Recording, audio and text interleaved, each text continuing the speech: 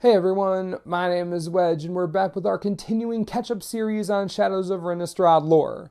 If you missed the first part of our recap, no problem. Here's a convenient little link for you. So easy. Without further ado, let's continue.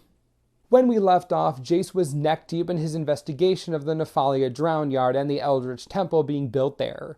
After seeing some zombies performing the construction, he was quite convinced that Liliana was behind it all. However, that's not exactly the case, and not coincidentally, Jace isn't in the healthiest mental state right now either. Let's take a look at how that goes for him. Naturally, Liliana is none too amused by Jace's false accusations. This is not helped by Jace's method of presenting these accusations, going straight to Liliana's manor and growling them at her through aggressive allusions. This story is called Liliana's Indignation, which ought to tell you how well she takes it. In fact, things aren't going great for Liliana in general right now. She's still thinking about what stands between her and freedom from her remaining demonic contracts, when who else should show up in her manor but the Raven Man? And shortly after, Jace arrives hurling accusations at her. The Raven Man helps Liliana fend off Jace's mental assault, if only to save Liliana for his own purposes. But moreover, Liliana finds Jace's tone and apparent mental state worrisome.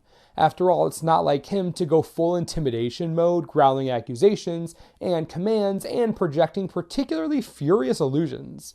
Jace explains what he saw and tries to get Liliana to confess to her alleged actions.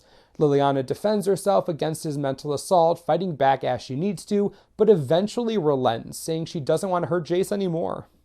The intensity of Liliana's declaration causes Jace to relent, and he realizes how badly injured he was by Liliana's counterattacks. Liliana demands a coherent explanation, and Jace does what he can to oblige her. He stammers and meanders through everything he's done since he went to investigate Markov Manor, explaining how he arrived at the flimsy conclusion that Liliana was behind the Cryptolis and the Drownyard Temple. While it takes some convincing, Jace is relieved to realize that Liliana truly wasn't to blame for the strange events unfolding on Innistrad. Jace decides that the best way to get to the bottom of things is to go to Thraben and just ask Avacyn directly. Given what we know about Avacyn, this seems like a profoundly reckless plan. Liliana knows this as well, and she tries to convey this to Jace, though she also confesses that her perspective leads her to think of Jace less as a friend she's trying to protect, and more like a pet she's trying to shelter. Perhaps unsurprisingly, she fails to persuade Jace, and he leaves for the Thraben Cathedral. Soon after, the Raven Man departs as well. While all this is going on, Soren is on the plane as well, and the story promises old and new, explores what he's been up to. In the present of the story, Soren is desperate enough to approach Olivia Voldaren for help.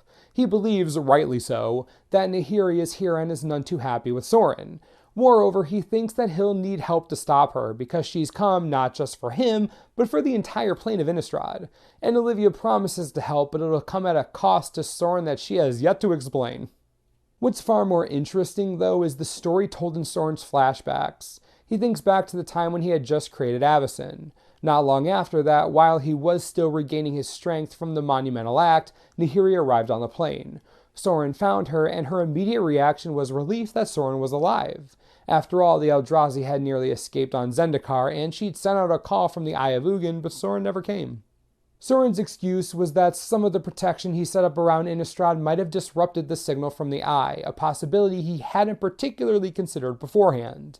Nahiri saw through Soren's lame excuse and reminded him of the promise he'd made to help keep the Eldrazi imprisoned within Zendikar. But Soren, being Soren, dismissed his obligation, angering Nahiri further. Finally, Nahiri lashed out, moving the earth beneath her and forging a blade in an instant to attack Soren. Avacyn swooped down to Soren's rescue, tackling Nahiri out of her attack. Between the two of them, Soren and Avacyn managed to restrain Nahiri, and then Soren expressed regret for whatever it was he was about to do to Nahiri. While it's not stated outright, the context of the story implies that Soren trapped Nahiri within the Hell Vault. The flashback opened with Nahiri examining the Hell Vault, impressed with Soren's handiwork. He just explained how it represented half of his plan to protect Innistrad, with Avacyn being the other half. And the entire altercation took place in the same location around the Hell Vault. But how do we know that Nahiri is still involved and is in fact the one behind everything, other than the art of structural distortion showing her destroying Markov Manor? Because she has a favorable run-in with a certain ghoul caller. The last story we're covering today is Games, which catches us up on the antics of the Necromancer siblings Gisa and Geralf Sasani. The story opens with Geralf contacting the alchemist Ludwig, confessing his admiration for the latter's work and requesting a collaboration between them. Meanwhile, Gisa is under arrest and being taken to Thraben. But that doesn't last too long as a mob of scabs overwhelm the caravan, taking Gisa to Thraben, giving her the opportunity to escape. She doesn't seem to catch on to the fact they were sent by Geralf, or perhaps she did but was simply messing with Geralf. In fact, knowing their usual dynamic, she was definitely messing with Geralf. Amidst a series of letters addressed to such amusing nicknames as Sausage Tailor, Meat Embroiderer, and Squishy Quilter, Gisa tells Geralf about a friend she met, a curious, extremely pale-skinned woman who creates cool swords in an instant and wants her help raising zombies for some particular purpose. And her name is Nahiri. Yeah, it appears that the zombies building the Drownyard Temple, which Jace had thought to be Liliana's doing, were actually Gisa's handiwork. Writing back to Geralf, Gisa sends the parting shot of their current spat using their own mother's raised corpse as the courier. Lovely. And with that, we're mostly caught up on Shadows of Innistrad lore. You can expect these catch-up videos to come out every so often from this point forward. There are new stories coming out every single week after all. Want to know what happened this week? Tune into the next one. Anyways, let me know what you think about the continuing story. Do you like where it's headed? Any favorite parts?